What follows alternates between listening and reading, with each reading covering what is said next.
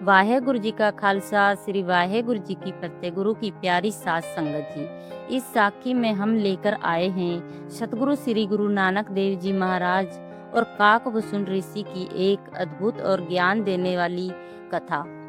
इस साखी में आप जानेंगे काकभूषुंड ऋषि का रहस्यमय जीवन, अहंकार के कारण मिली सजा और 84 लाख योनियों का सच। गुरु जी की महिमा और सच्चे स्रोतों के 5 प्रकार हैं।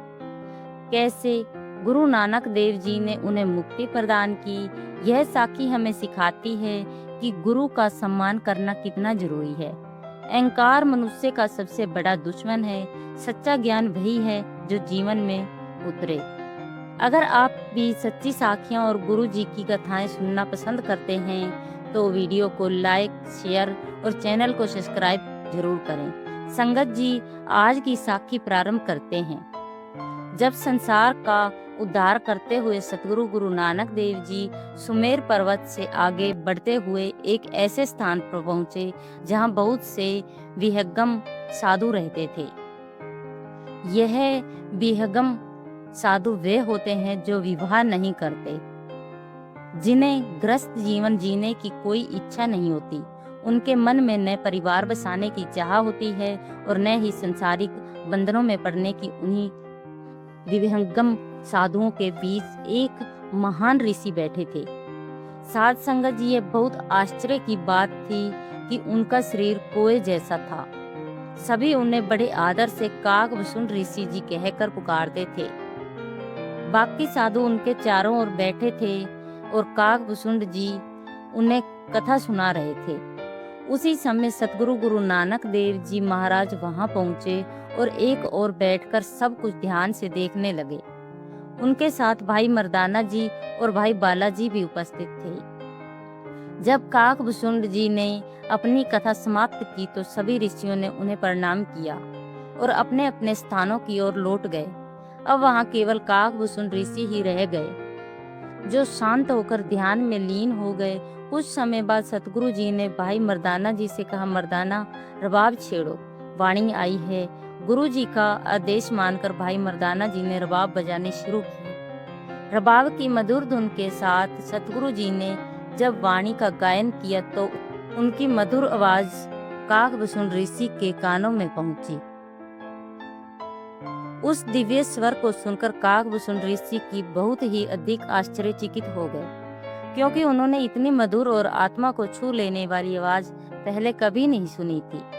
पहले कभी ऐसी मधुर ध्वनि नहीं सुनी थी। काकभूषुंड ऋषि जी का हृदय प्रेम से भर गया और मर्दाना जी काफी देर तक रबाब बजाते रहे। जब शब्द समाप्त हुआ तो काकभूषुंड जी का मन नहीं कर रहा था कि यह मधुर कीर्तन रुके, यह रबाब बंद हो जाए। जब कीर्तन समाप्त हुआ तब काकभूषुंड जी ने अपनी आंखें खोली और जिस दिशा से आवाज आ रही थी उधर चल पड़े।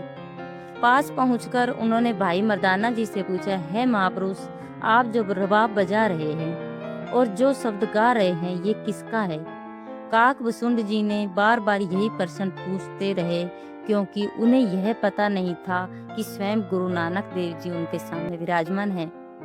तब भाई मर्दाना जी ने विनम्रता से कहा, ऋषि जी, यह वाणी मेरे सतगुरु पातशाह की है, जिनका नाम धन धन श्री गुरु नानक देव जी है। यह निरंकार का रूप है जो संसार का उद्धार करने के लिए आए हैं। ऐसा कहकर उन्होंने गुरु जी की ओर संकेत किया, यह ही हमारे सतगुरु हैं। यह सुनते ही काकभूषुंड ऋषि जी तुरंत उठे और सतगुरु महाराज के चरणों में लिपट गए। यह दृश्य देखकर वहां उपस्थित अन्य साधु और ऋषि हैरान रह गए। वह सोचने लगे, हमारे गुरु जो हमें रोज परमात्मा की बातें बताते हैं, आज ये किसके चरणों में झुक रहे हैं? उनके मन में शंका उत्पन्न हो गई। सभी ने आगे बढ़कर पूछा, ये कौन है जिनको आप प्रणाम कर रहे हैं? तब काकभूषुंड जी ने कहा, जिस परमात्मा की मैं तुम्हें रोज कथा सुनाता हूँ, जिनका मैं वर्णन करता हूँ, यह वही परमेश्वर का रूप है।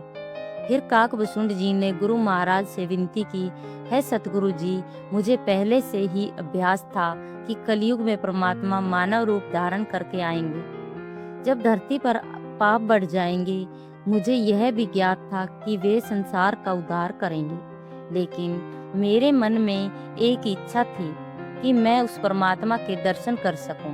हे महाराज, आपने मुझ पर बड़ी कृपा की है। आप स्वयं मेरे पास आए और मेरे दर्शन की प्यास को पूर्ण कर दिया। अब आपके दर्शन करके मैं धन्य हो गया। साध संगत जी, काकभूषुंड जी के मन में इतना प्रेम उमड़ आया कि वे लगातार सतगुरु की महिमा का गुणगान करने लगे। यद्यपि उनका शरीर कोए जैसा था और उनकी आयु बहुत लंबी थी, फिर भी उनके पास गहरा ज्ञान था। वह अपने शिष्यों को हमेशा भगवान की बातें सुनाया करते थे। यह सब सुनकर गुरु महाराज जी ने वचन कहा, ये कलयुग का समय है, इनमें बहुत से लोगों की बुद्धि भ्रष्ट हो चुकी है। लोग अच्छी बातों का भी गलत अर्थ निकालते हैं।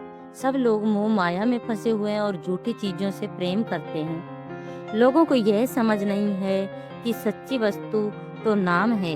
कलयुग में झूठ का ही बोलबाला हो गया है और सत्य छिप गया है। जब गुरु महाराज ने यह वचन कहे, तब काकभूषुंड ऋषि जी बोले, हे सतगुरु जी, मैं जानता हूँ कि आपने भटके हुए लोगों को सही मार्ग दिखाया है। ऐसा गुरु बड़े भाग्य से मिलता है। आप ही उन भटके हुए लोगों को सीधा रास्ता दिखाने के लिए अवतार लेकर आए हैं। आप अपने सिखों से बहुत प्रेम करते हैं, ये मैं भली भांति जानता हूँ। जो भी आपकी शरण में आता है, उसके पाप नष्ट हो जाते हैं। तब गुरु नानक देव जी ने कहा, काकभूषुंड जी, आप में भी बहुत गुण है। आप बहुत नरम हैं और लंबे समय से भक्ति कर रहे हैं। श्रोताओं में आप एक महान श्रोता हैं। आपने एक बार शब्द सुना और आपको इतना ज्ञान प्राप्त हो गया। गुरु महाराज ने आगे कहा, श्रोता उसे कहते हैं जो ध्यान से सुनता है। आप सच में एक श्रेष्ठ श्रोता हैं। यह सुनकर काकभूषुंड की विनम्रता से बोले, हे सतगुरु जी, यह सब आपकी कृपा है जो आप मेरे गुणों की बात कर रहे हैं। मुझे तो यह भी नहीं पता कि यह श्रोता कितने प्रकार के होते हैं और कैसे होते हैं। कृपया मुझे यह समझाइए। तब गुरु महाराज ने कहा, श्रोता 5 प्रकार के होते हैं। पहला श्रोता वह है जिसे राग रागनियों की समझ होती है। दूसरा श्रोता वह है जिसे केवल राग ही नहीं बल्कि पूरे सुर की भी पहचान होती है। अगर कोई सुर से बाहर गाता है तो वह तुरंत समझ जाता है कि यह सुर से हट गया है। तीसरा श्रोता वह होता है जिसे सुर के साथ साथ ताल की भी समझ होती है। वह जानता है कि सुर सही है या नहीं और ताल भी ठीक है या नहीं। चौथा श्रोता वह होता है जो राग और ताल के साथ साथ उसमें से रस भी लेता है, अर्थात वह उसे महसूस करता है, उसका आनंद लेता है। जो राग और ताल के मेल से आनंद प्राप्त करते हैं, वे चौथे प्रकार के श्रोता होते हैं। इसके बाद गुरु नानक देव जी ने कहा, 5वें प्रकार के श्रोता वह होते हैं न राग देखते हैं, न सुर और न ही ताल। वे केवल यह समझते हैं कि क्या गाया जा रहा है, उस शब्द का अर्थ क्या है और उससे हमें क्या ज्ञान मिलता है। ऐसे श्रोतों वास्तव में समझदार होते हैं, जो शब्द को सुनकर उसे अपने जीवन में भी अपनाते हैं। साध संगत जी, इस प्रकार सतगुरु जी ने बहुत बड़ी कृपा की। फिर गुरु महाराज ने काकभूषुंड ऋषि जी से कहा, आप लंबे समय से भक्ति कर रहे हैं, आप महान श्रोता हैं। काकभूषुंड जी को वाणी का गहरा रस आ चुका था। तब भाई मर्दाना जी ने उनसे एक प्रश्न किया, ऋषि जी, आप कितने युगों से यहाँ बैठे हैं? आपको यहाँ तप और जप करते कितना समय हो गया है? काकभूषुंड जी ने उत्तर दिया, मैं अपनी आयु के बारे में क्या बताऊं? मेरी उम्र इतनी लंबी हो चुकी है कि उसका कोई प्रमाण नहीं है। फिर भी तुम इस प्रकार समझ लो, मेरे सामने अनेक ब्राह्मण जन्मे हैं और इस संसार से चले भी गए हैं। अब तुम स्वयं ही मेरी आयु का अनुमान लगा लो। यह सुनकर भाई मर्दाना जी समझ गए कि ऋषि की आयु बहुत अधिक है। फिर उन्होंने एक और प्रश्न किया, ऋषि जी, आपकी आयु तो बहुत लंबी है, आपके अंदर इतने गुण हैं, लेकिन आपका शरीर कोए जैसा क्यों है, जबकि कोए को सामान्यतः अच्छा नहीं माना जाता? तब काकभूषुंड जी ने अपनी कथा सुनाई। पहले मैं भगवान शिव जी का भक्त था। उस समय देश में भयंकर अकाल पड़ा तो मैंने स्थान बदल लिया। जहाँ मैं गया वहाँ भगवान विष्णु जी के भक्त रहते थे। उन्होंने मुझे विष्णु जी की भक्ति के बारे में समझाया, पर मेरे मन पर उसका कोई प्रभाव नहीं पड़ा। फिर मैंने सोचा कि मुझे किसी को अपना गुरु बनाना चाहिए। मैंने एक गुरु धारण किया। वे मुझे विष्णु भगवान की कथा सुनाते थे। एक दिन जब मेरे गुरुजी आए तो मैं उनके सम्मान में खड़ा नहीं हुआ। मैंने उनका आदर नहीं किया। मुझे अपने ज्ञान और तप का अहंकार हो गया था। मुझे लगा कि मैं बहुत बड़ा ज्ञानी हूँ, मुझे उठने की क्या आवश्यकता है। मेरे गुरु बहुत दयालु थे, उन्होंने मुझे कुछ नहीं कहा और वहां से चले गए। बाद में मैं शिव जी के मंदिर में गया। वहां मुझे आकाशवाणी सुनाई दी, तूने बहुत बड़ा पाप किया है। तू अपने गुरु जी का ही नहीं बना तो मेरा कैसे बनेगा। मुझे कहा गया कि तू अहंकारी है, तूने अपने गुरु का अपमान किया है, इसलिए तुझे इसका फल भुगतना पड़ेगा। तुझे 84 लाख योनियों में भटकना पड़ेगा। हर जन्म में तुझे यह ज्ञान रहेगा कि तुझे यह जन्म क्यों मिला है, ताकि तू पछताता रहे। इसी कारण मुझे यह जीवन मिला। बाद में मुझे मनुष्य जन्म मिला। मैं विद्वान पंडित बना, लेकिन मुझसे फिर गलती हो गई। तब मुझे श्राप मिला कि तू कोए की योनि में जाएगा। मुझे यह वर भी मिला कि जब तक मेरी इच्छा होगी मैं जीवित रहूंगा और जब मैं चाहूंगा तभी मेरी मृत्यु होगी। इसलिए मैंने कभी मरने की इच्छा नहीं की। मैंने सोचा था कि जब तक भगवान के दर्शन न हो जाएं, तब तक जीवित रहूंगा। आज गुरु नानक देव जी के रूप में मैंने परमात्मा के दर्शन कर लिए हैं। अब मेरी इच्छा पूरी हो गई है।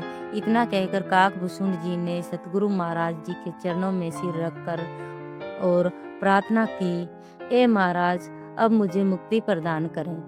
सतगुरु जी ने कृपा करते हुए उन्हें मुक्ति प्रदान की। इस प्रकार गुरु महाराज ने उस लंबे जीवन वाले काकभूषुंड जी का उद्धार किया।